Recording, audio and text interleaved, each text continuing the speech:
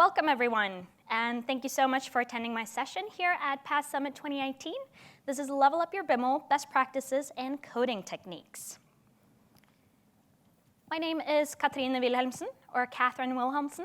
I work as a senior business intelligence consultant in a Norwegian company called Inmeta. I'm tweet at Catherine W, and I blog at catherinew.net. Just please note that there's no E in the middle of my name. That's the funny Scandinavian spelling. I'm a Microsoft Data Platform MVP, and I'm also a Biml hero. So this big B right here, that's the Biml hero logo. Before we get started on the content, just a few housekeeping slides. I'm sure you've seen these already. But PASS is so much more than just a summit conference. PASS is a way for you to connect and learn throughout the years. Make sure that you attend a local group, virtual group, the marathons, or the free SQL Saturdays happening in your city.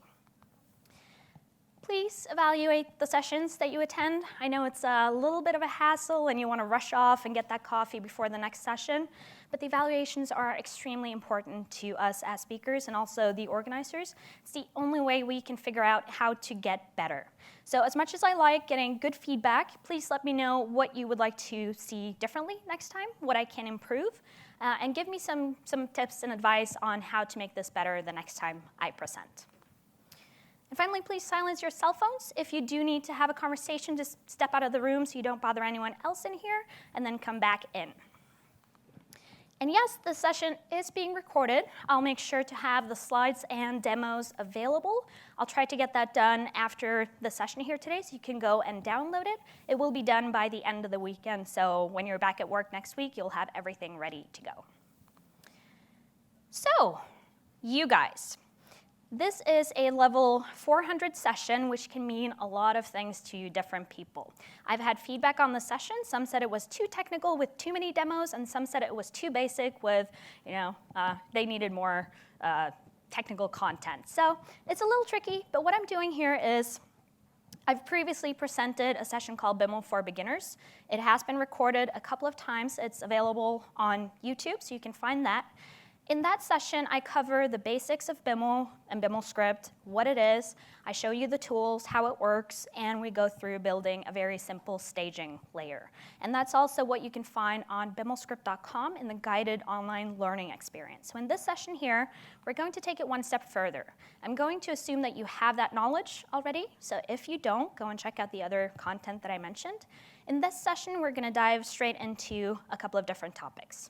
So we're going to cover a few things on code management, how you can reuse code across different projects and solutions.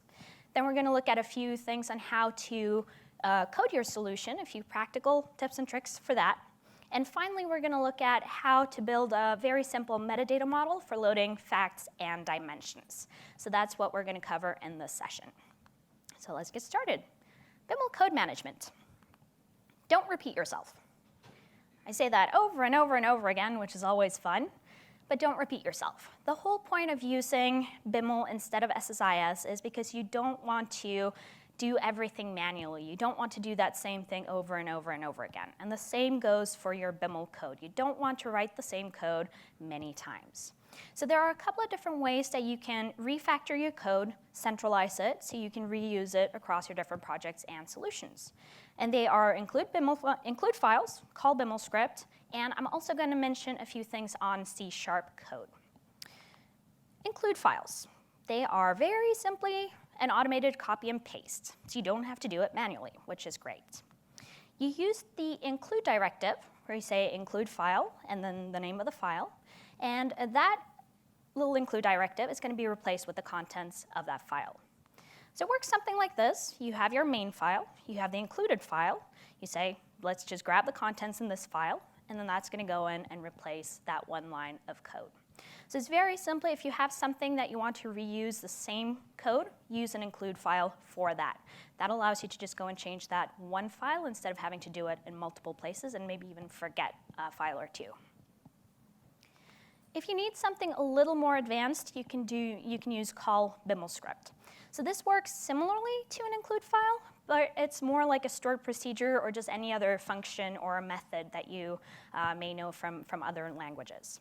So in this case, you have the call Biml script file itself, where you specify the parameters that that file accepts. So this is similar to the stored procedure in SQL, for example. And you define those parameters by saying property, name, the name of the parameter, and then the type. And in this example here, I'm using just a string value, but it could be any type. So you can pass in an entire Biml table if you want, or a complex object. And then in the main file, you use a little call Biml script. You specify the name of the file, and then all the parameters in order. So we don't have name parameters yet, but they're all in the order that you list them in the main file. Again, it's similar to the include directive, except that you're now passing in parameters as well. Instead of just pulling that data, you're passing in parameters. Then you can do some logic in that file, and then that's going to be returned, and then the call Biml script code is going to be replaced with that. Did you have a question? Yeah, I was just wondering, do you have to be on a certain version to use call Biml script? So the question is, do you have to use a certain version for call Biml script? No, you can just use Biml Express, the free tool for that. And then there is something that maybe not a whole lot of people know about. There's also an option called call Biml script with output. This is a little more complex again. So this is where you return the code, but you also return an object that you can use later on in your Biml. So it's the same thing as regular call Biml script. You specify those accepted parameters, but in that file, you also specify the object that you want to return. So you have to use this little thing called custom output. Then you add on whatever you want to name it. So in my case, I'm naming it a project, and I'm grabbing a metadata project. So this is just an abstract. I'm grabbing my project, and I'm storing this in this custom output object. So the main file is going to, in addition to pass in those parameters, it also has to define and use that output object in a certain way. So you do that by saying dynamic, just a variable name. Again, I'm using project here. You can call it whatever you want. Then you have the call Biml script with output, the name of the file. Then you have to use a little out, and then the name of that dynamic parameter that we just defined. And then you pass in all the regular parameters as normal. And then later on in your code, you can actually use that object that gets returned. In this case, project. And I know that this object contains a source connection. So you have to be aware of what that object is, how you use it, and how you want to use it.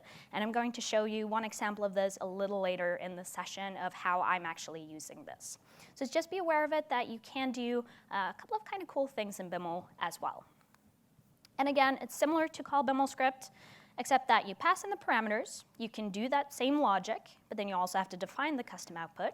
All of that gets returned. The code is being replaced, and you now have an object that you can use in your Biml script code nuggets. And then finally, in this first part here on C# code, there are a couple of different ways you can define your custom classes and methods, helper methods, and so on. And there are a few different ways you can use that code. So the simplest one is by using these inline code blocks, where you just use a little plus sign in your Biml script code nuggets.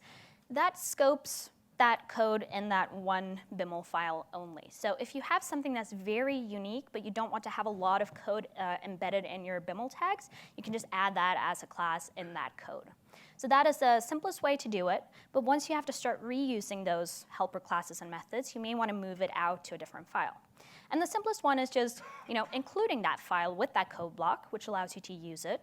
But the recommended method is by using separate code files. So this is just pointing to a C# file by saying code file and the name of the file. This is also, it allows you to use an editor of your choice, so you can get all of that C#, IntelliSense, and so on. It allows you to get all the tips and tricks in Visual Studio if you're using that. And it also allows you to create some custom extension methods, which I will get to again a little later in this session.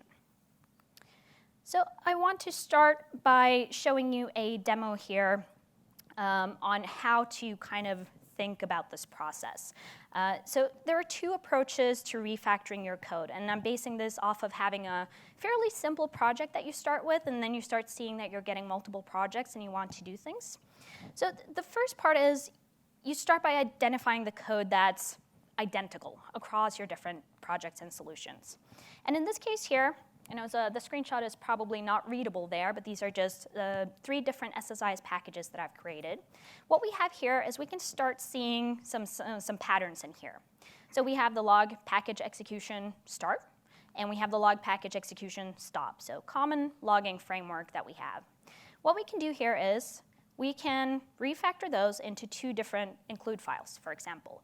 That's the first step because these are exactly the same across all our projects. The alternative to that is to think of it more as a pattern, for example, with call Biml script. So we still have the same packages, but instead of thinking of them as two separate files, we can think of it as log package execution and also log package execution. They're just two different options of that. And we can refactor that into one file using call Biml script instead, which means that we do have to pass in a parameter where we specify is this start or stop. So two different ways of thinking of this. It accomplishes the same goal, and you kind of have to decide what is the best option for you, what makes most sense to you. So I'm going to start by showing you how I do this in my very simple auditing framework here. So I am going to switch over to my Visual Studio environment. And what I have here is 3 different projects. Now, they're all in the same solution. They can be split across these things. For demo purposes, we have everything in one solution. So I'm going to start by showing you my little Biml framework solution over here. And what you can see is I have a few files here that I'm going to get to later, the ones called metadata and so on. In this part here, we just want to focus on these auditing files. So what I've done here is very simply, I've started pulling out my little bits and pieces in my projects and adding them into separate files, which means I can reuse that framework for all my projects. So we can start by looking at a few of these snippets first, and then show you how I use it in my staging environment. So first one is my auditing connection. This is very simply one line of code, is an OLEDB connection. And the reason that I've pulled this out is because if I want to change my logging database, my auditing database, maybe I realize at some point that, maybe I shouldn't have called it admin because that's a reserved word in SQL. Maybe I want to call it something else. I can do that in this one file and not have to replace that throughout my, all my different solutions. Then I have a couple of other package parameters and package variables. These are just very simply defining a few parameters and a few variables. So these are the ones that I use for all the logging purposes. I count the number of rows. I want to log them somewhere. I have parent-child packages, so I do need to use those parameters and so on. And finally, I have this, I'm going to hide the preview, this log package execution. So in my framework, I did the second option that I showed you in the example, where I use call Biml script. And again, you can do this in many different ways. I've chosen to have everything in one file here, and then define with this first line of code, this parameter up here, which type of logging I'm using. This just makes it easier for me to have one file where I can deal with all the different logging options. So in here, I just check if I pass in start. I'm going to include the execute SQL that logs the package execution start. If I scroll down to the next part, if I pass in stop, I want to have that lower where I stop the package execution. And finally, all the way down here, I also have defined on error. So if something happens, I want to have an event that captures that and logs it. So now all I have to do is just pass in start, stop, or error, and it's going to use that little code nugget for me. And the way that works is I'm just going to close out these files and show you in my staging project very simply. The first one is, let's see, right here. In my environment file, I start by including the auditing connection. So it's very simply just an include file. Then when I define all my SSIS packages, I do, again, include file, let's see, right here, under parameters and variables. So I'm just pointing to that Biml framework and pulling in those bits and pieces of code. And then finally, I'm doing the call Biml script here. So I have my start. I have all the way at the bottom. I do the stop. And finally, the error. So that is a way for you to start working on your framework. If you want to use include files for this, that's completely OK. Just do whatever you feel most comfortable with. I wanted to show you a couple of different options for that. So that is the first step into refactoring your code and start not repeating yourself. That was a weird sentence. But just pulling bits and pieces out so you can reuse it.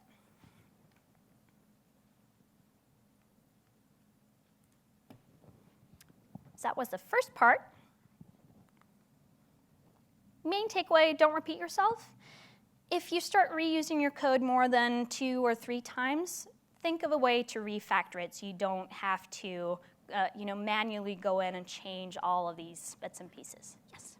Are you using any tools to assist with refactoring, or are you doing it all manually? So the question is if I'm using any tools to help with refactoring or if it's all manual. For Biml, it's manual, pretty much. You don't get any guidance on, hey, here you can go and change these bits and pieces. You can do that if you're using C# code, then you can use the IntelliSense there to help you with that part of it, but for Biml, it's all manual. Yes? Are you going to get into code management? So you created the underlying Biml files. Obviously, you're using that in multiple projects.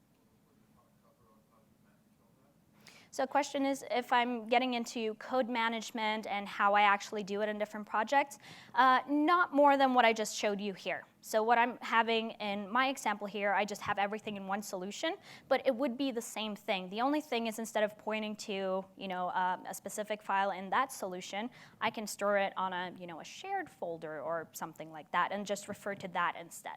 So it's basically just where you point to the files. Those auditing files would start in a central location, and at the beginning of every project, you would copy those files into your project and then customize the parameters. So the question was if I start with a centralized code base and then I copy it into every single project when I start working on it. No, I keep it in that central code base and I just point to it. So every time I'm working on that same folder with my my shared code, so I can update it there, and then all the projects will just point to that. So if I then have to go and regenerate thing, it's going to use the latest version of that. Did that answer your question? All right. That was the first part of this session. You've just leveled up. Yay! All right, practical Biml coding, the next part. Annotations and object tags. I'm pretty sure you've all heard of annotations. There are not that many who know that you have an alternative to that called object tags. And these are 2 different ways of storing metadata and passing it between your tiered Biml files. So annotations are very simply string values. You have to store things as a string. But sometimes you need to pass things that are a little more complex, some type of object. It could be, for example, a list of something, in which case you can use the object tag instead. That means you don't have to start parsing all of those string values, which is not a fun thing to do. And again, this is just a way for higher tier Biml files to go into a lower tier Biml file and grab something that has been stored there. With annotations, you can create them directly on your Biml objects. So when you define it in Biml, so on the OLEDB connection here in this example, we can just add on an annotation, a little tag, where I can get the schema. So when I want to use that in Biml script, in this case, I'm going through the root node. I'm getting that one OLEDB connection that I have. And I say get tag schema. That's just going to return that STG value that I have in there. So with annotations, very important distinction here. You can create them on the object itself when you create it. With object tags, you have to create them on an object that already exists. So you can only create them in Biml script.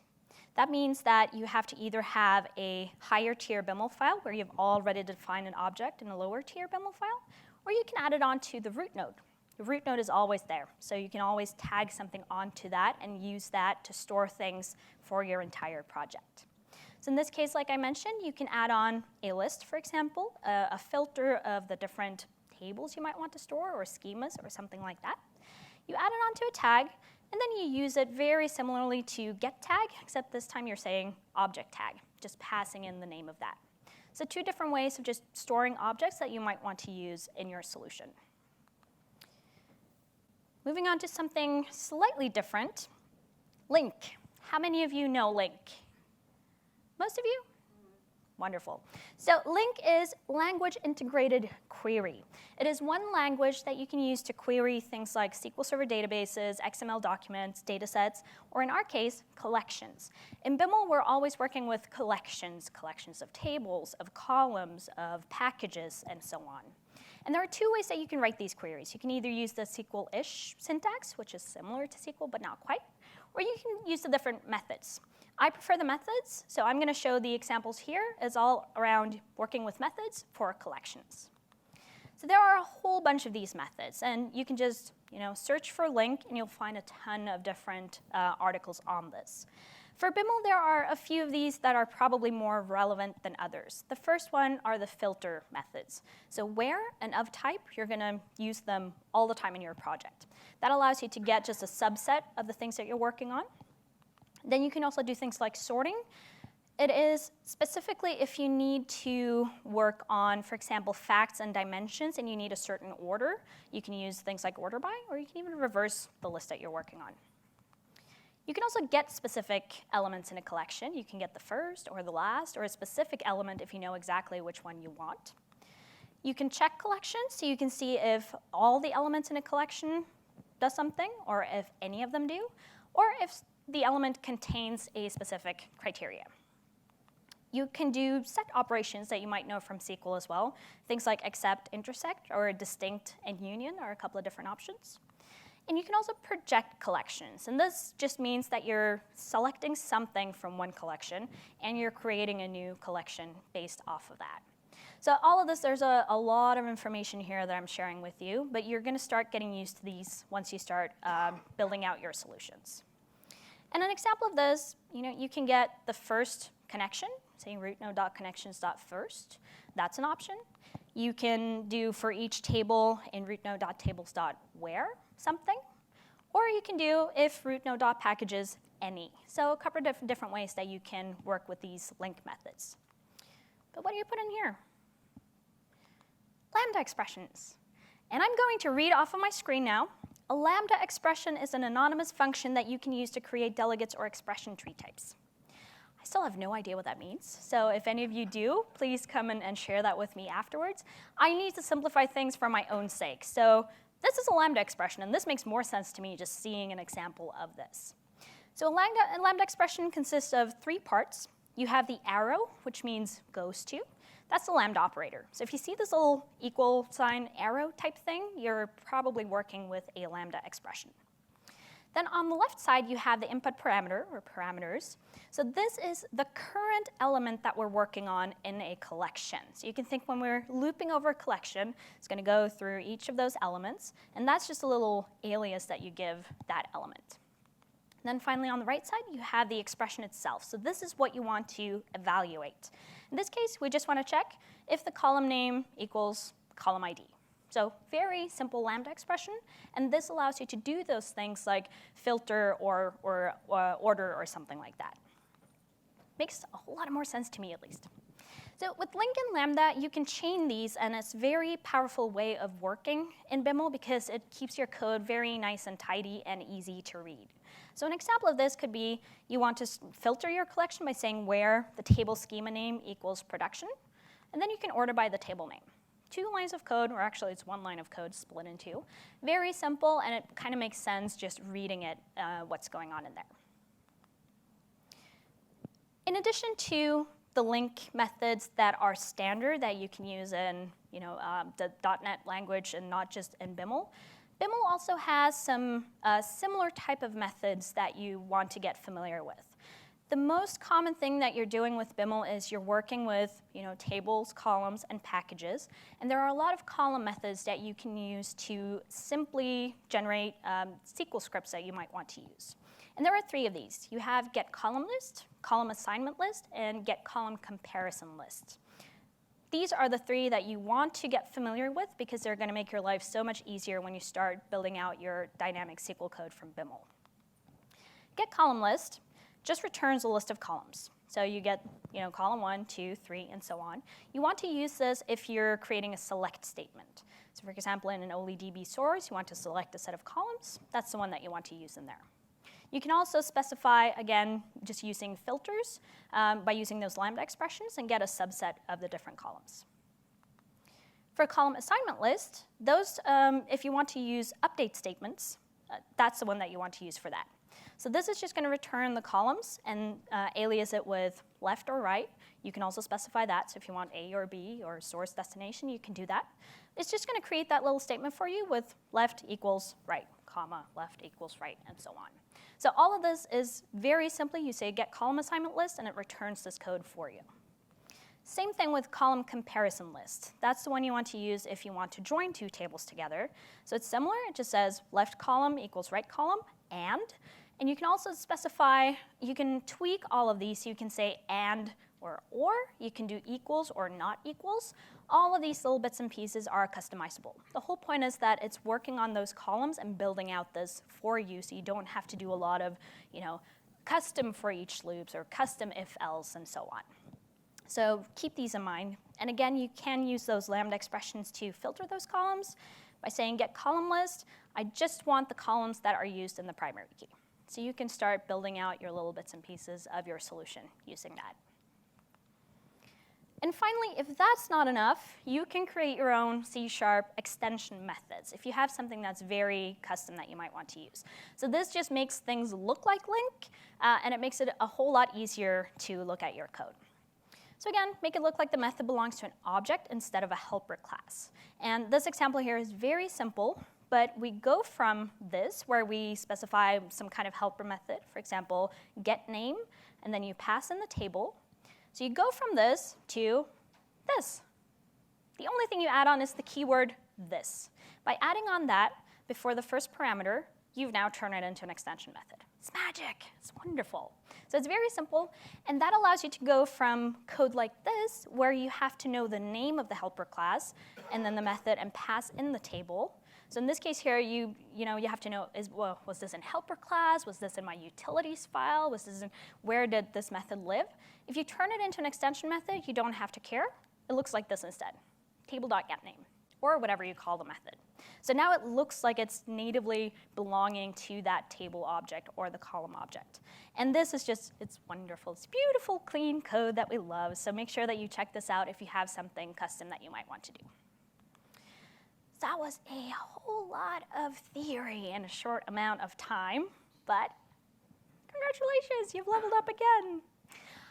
All right, the last part here, and this is where we're going to dive a little bit more into our actual content here for facts and dimensions. This is where I start taking all of those little bits and pieces that I just shoved into your heads right now, and we start tying it all together into a solution. We're going to look at a little more Biml code in this section. But before we do that, I do want to take a step back, because I know that when you're working with Biml, there's like all these little details on the code, and was it this or was it that? So take a step back, and I recommend that you do this in your project as well, and just refocus. Because it takes a whole lot of time to figure out, the tiny little detail, and then you might get caught up on that like I do. But, what's the end goal? The end goal is you want to create some packages, and you want to create some SQL scripts. That's kind of our end goal here. So let's focus on that. So in our case, with the SSIS packages, we have a couple of different options here. So we have either our fact tables or our dimension tables in this example.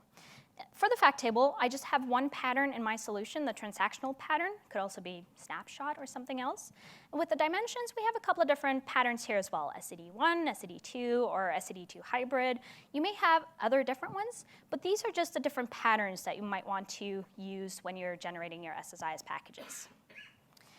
So an overly simplified way of thinking of our fact packages, especially when they're transactional, is that you start by getting the latest key, then you load the fact itself. So this here is just representing the control flow in the SSIS package.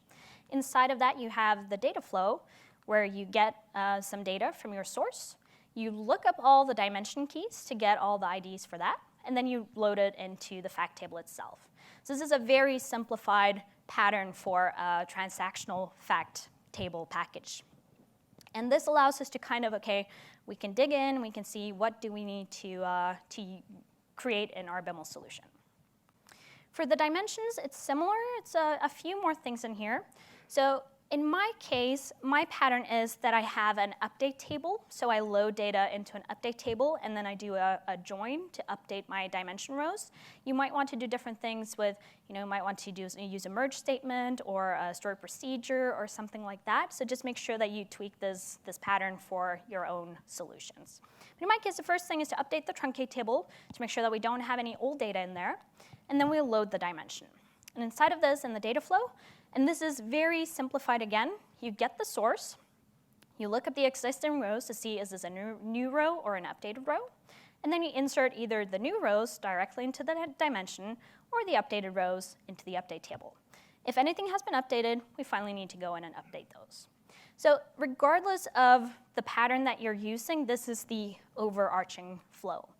And what we can see from this is that we have some of these little bits and pieces in SQL. So in this case, we have our source view, we have our actual dimension table, and we have the update table. So now we've kind of defined the SQL objects that we want to create using Biml as well. So that brings us into the next part.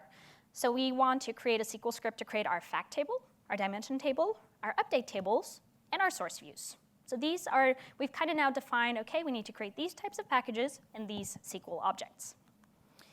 So the process for working with this once you have your solution is that you model these facts and dimensions, then you generate the SQL scripts, then you modify the source views, and then you generate the SSIS packages.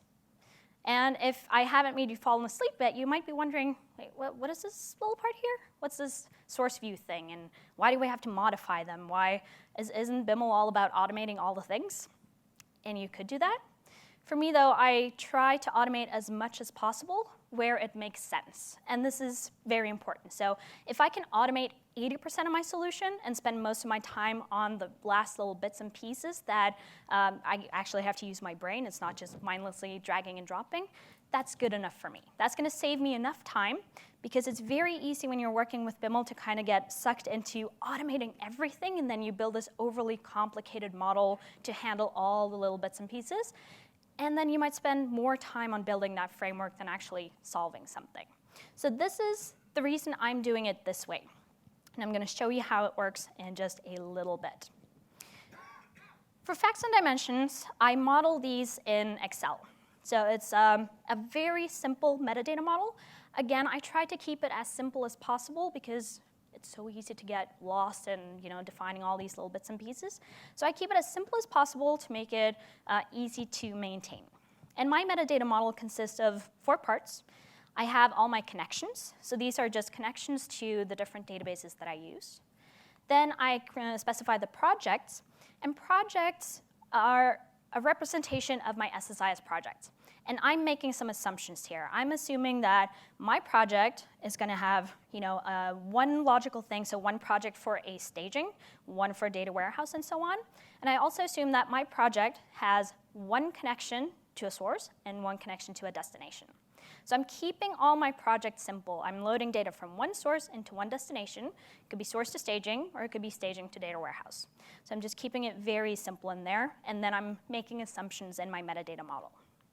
Then I have to specify the tables themselves. And in my case, again, I'm making 2 assumptions. I'm assuming if it's a staging environment, I'm just going to load all the data from the source. So I'm going to let the Biml handle that. But for my facts and dimensions, I have to define the destination tables. So I'm going to specify what I want my facts and dimensions to look like at the end. And a table belongs to a project, just to make sure that I can create a package for that one table. And finally, I have to specify the columns. So for each table, I have a set of columns where I need to define the data type and the type of column and so on. And each column belongs to a table. So a very simple metadata solution that I have in my project. And I'm going to show you what this looks like in Excel. So I will hop back to my project. And you may have noticed this part previously where I have metadata Excel. I'm just keeping it in my project here now because it's easier. Again, you can store it wherever you want and just point to it. So this Excel file, let's see. We'll start by looking at the connections. Very simple, right? You can all see the 3 parts here. We have a connection name, we have the connection string, and we have the database name. Very simple. On the project side, still pretty simple. I have a project name, I have a source connection name, I have a destination connection name, and I also specify the destination schema name. This is more relevant for staging projects where I might want to load things into one common database but in different schemas. Again, you may have to change this around based on your projects, your patterns, and so on, but you can take this as a starting point at least. Then we go into our actual tables here. So in my case, I have a very simple fact and dimension little project here where I'm creating a couple of dimensions. Some are SCD1, some are SCD2, some are hybrid. And then I have my different fact tables. They're all transactional here, keeping it simple. Finally, we go through the columns. And this is where you probably want to spend most of your time. So let's just look at one table here for now and focus on this one. So for a dimension, you specify the different columns. And you may notice that all I'm specifying here are kind of the business columns. I'm not defining any ETL columns. I'm not defining a surrogate key. I'm not defining any of that. I handle all of that in my Biml solution.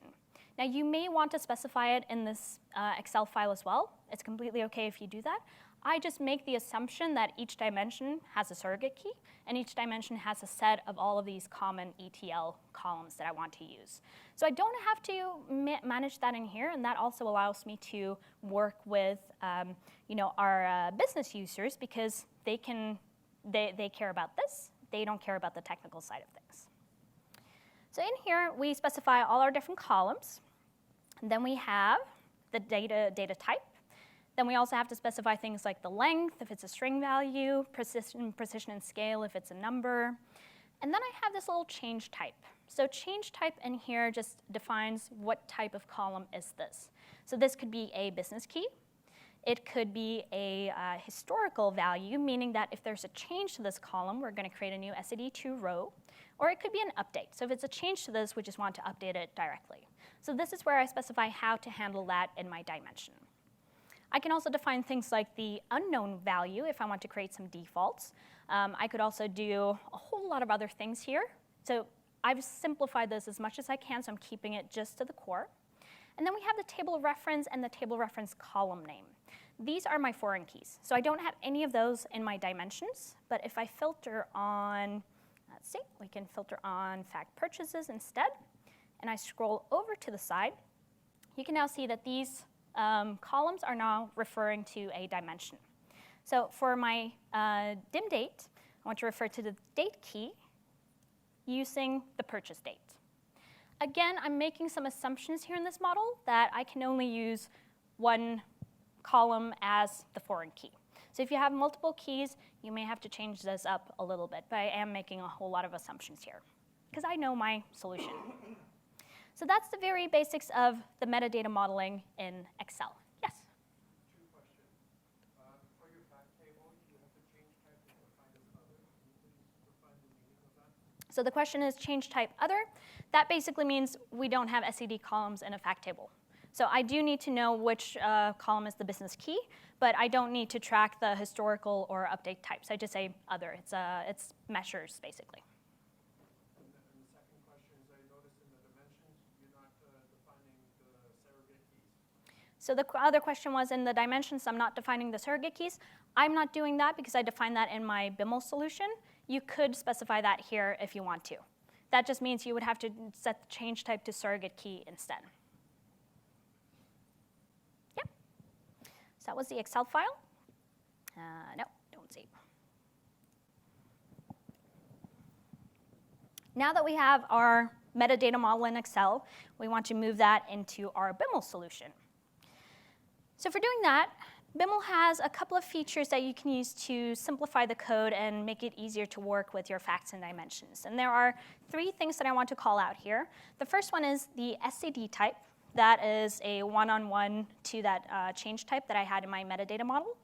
The other is a static source that you can use to insert data into your table when you're creating that table. And the final one is something called a clone table. It just creates a copy of an existing table. This is just going to keep your Biml solution pretty nice and clean if you start using these. So SCD type, you'll see here in the example where I define my column. So I have the name of the column, I have the data type, I say if it's nullable or not, and I have this little SCD type. And that refers to the change type that I have. And you can use this instead of having custom annotations. So you can use surrogate key. You can use just a key, historical, update, other. There might be a few more. So this is just part of the Biml language that you can use to specify these. That just allows you to use the Biml properties instead of having to add on annotations to say what kind of column you're working with. Then we have the static sources. This is just adding on to the table definition itself. I want to create one row that has my unknown dimension member, for example. So it's a very simple way of having that in your Biml solution. So when you generate the SQL script, it's all there, and you don't have to add this on later in your solution. So instead of having separate T-SQL scripts to insert all of those things, just use your Biml solution to create that for you. And finally, the clone table. This just refers to an existing table that has been defined in your solution, and just creating a copy. Then you can define a couple of things, like if you want to keep the existing keys or just have no keys, if you want to keep the existing nullability or not. So a lot of different things there that you can just see in the Biml IntelliSense when you use that. And that's just a way of, for me, when I'm creating all of my little update tables for dimensions, I know that they're going to have the same definition as the dimension itself. So instead of defining it twice, don't repeat yourself, just use a clone table. So let's take a look at how I actually work with this in Biml. And I will switch back to my Visual Studio solution. So there are a couple of different things here that I have. In my Biml framework, I have one file called metadata.biml. This is the file that I'm using to pull all of the data from Excel into an object, a metadata object. So if you remember from one of my previous slides, when I use call Biml script with output, this is why I'm using that. So metadata Biml, I'll zoom in here. So what you can see in here, this is a call Biml script with output file. So I'm passing in a parameter, just defining the project name. So for each of my SSIS projects, I have to pass in the name of that project. So I can go into my Excel file. I'll just open it up again very quickly and see if I can just get the objects for staging or the data warehouse or so on. So I'm passing in the project name. I am then, let's see, I'll hide this for now. Zoom out. Can you still see that in the back? It's OK? So I'm just referring to the specific file where I have that, so that can live anywhere. So previously I've had those, what do you call them? Not the hard-coded string, just defining in the project. Here I'm just pointing to that specific file. Then I just create the connection string. So this is an Excel connection string, including the name of the file and all of these little fun bits and pieces at the end there. Then I'm going in and I'm using getDataTable.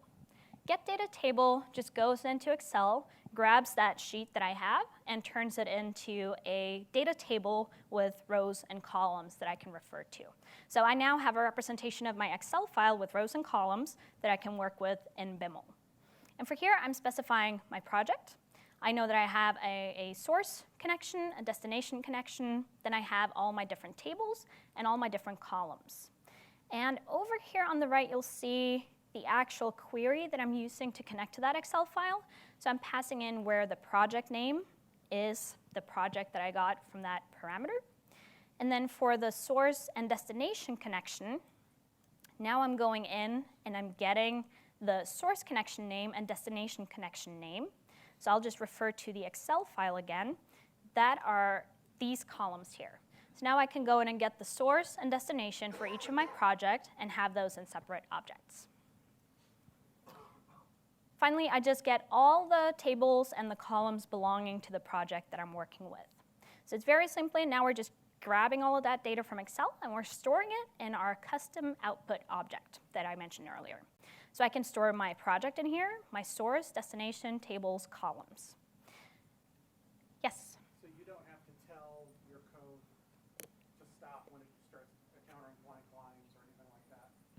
The question is if I don't have to tell my code to stop when it hits the blank lines in Excel? No. So we all work with Excel and SSIS, and it is a little tricky. You might run into some issues here and there. But the getDataTable that you're using is actually pretty smart. It can see that it's just working on this one table. And I am also using in Excel, I've defined these as actual tables in Excel. It's not just the column values, so it's smart enough to understand that that's the table that we want to grab in. Yep. Can you go back line 13? I wanted to see what methods on string at the end of that line 13. Yes, that's a very good question. The question is, what is this string format and how does this work? So string format allows me to use parameters to build up a string value. So instead of doing, I could have done something like this where you say plus and then the project name and concatenate the strings. Instead of doing that, I am now saying that I have this 0 parameter, and then I have the comma, and then I pass in that parameter. So instead of having, plus, plus, plus, all of this concatenation, I can pass in multiple parameters to that string. Did that answer your question? Yep. All right. So now that we have that, how do we actually use this? So what we have now, we have our custom output, contains our project, the source, destination, table, columns, and so on. So the way we use this, if I go back into my solution here, I'm now going to open up my data warehouse solution, and we'll see how we start using this. So what I have here, again, referring to the slide that I showed you earlier, I'm first just defining that dynamic object called metadata. Then I'm calling Biml script with output. I'm passing in the name of that file. And then I'm passing in the out parameter itself, so I know that the custom output object is going to get returned to me. And then the name of that project. So I know I'm now in my data warehouse SSIS project. I'm passing in data warehouse. That is going to filter this on this project right here, which again will filter it on all of my tables and columns and so on. So now that I have that, I can start using this object throughout my code. So all of this down here, you can see, for example here, metadata.source, connection name. So now I'm going into that object, I'm looking at the source, and I'm getting the connection name for that. So this now refers to my connection over here, one of these that it's pointing to. So this makes it pretty easy for me. I need to know my metadata model and what the columns are named, but once I know that, I can use these little nuggets all throughout my solution. So again, here I can get the database name, destination schema name, and so on. So in this file, I'm just defining my solution, my databases, my schemas, and then we're going into the tables. So for the tables, now we're getting a little more into the nitty-gritty details of this. So for each table in my metadata.tables.rows, I'm going to specify the table itself. So that is going into this list, and for each of these, we're going to create that table. And to do that, we need to know, is it a dimension or a fact, and what type of pattern is it? So now we're going to do some logic in here, some if-else statements to define the table itself. So what I have here, just have the table name. Again, the schema name, very simple. There's not a whole lot to this over here, but then we go into the columns. I think I'm going to zoom out a little bit here. Can you still see this in the back, this code? All right. So then we start looking at the columns. And what you can see here on this line of code that I've highlighted now, this is where I define my surrogate key. So I could have just as easily created that in my metadata model, but I'm choosing to do it in my Biml object because then I'm separating the business logic versus the ETL logic, if that makes sense. Again, you can change this if you want to. And I'm just specifying that this is a surrogate key in my case. Then I go in and I look at all the columns that are foreign keys.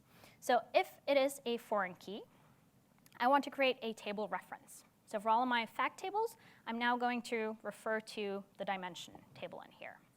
And I'm just adding on a few things here, the annotation tags for which column is being used in the dimension, which is being used in the fact, so I can use that later. And I'm not going to go through every single detail of this code here. You can go and look at that later when you can dig into the details. Just want to show you the overall pattern that I have here. Then we go and check out all the regular columns, and we're just spitting it out with all the things that we've defined in our model. So the column name, the data type, the SCD type, and so on. And you might notice this little code snippet here, column.biml data type. That's not a regular method. We've used an extension method, woo! So let's take a very quick look at that. I'm now referring to this code file where I've created my little method here, the Biml data type. So I'm just checking to see what is the type of this column and I'm returning just a whole lot of Biml. So if it is a string value, I only want the data type and the length. If it's a decimal number, I want the precision and the scale and so on. So I've just defined this helper method instead of having all of this if-else logic in my Biml code itself. And then we're just using that, and for someone who doesn't know how to write this code, they don't even have to worry about it. They can just say, get the Biml data type. So that's how we can clean up our code and make sure that it's easy to read and use.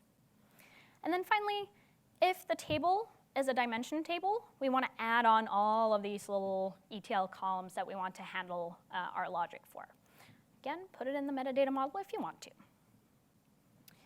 Then we start defining the other things. So now we have our table, we have all our columns. The next part is to define our keys. For a dimension, I have the surrogate key, so I want to have a primary key on that one.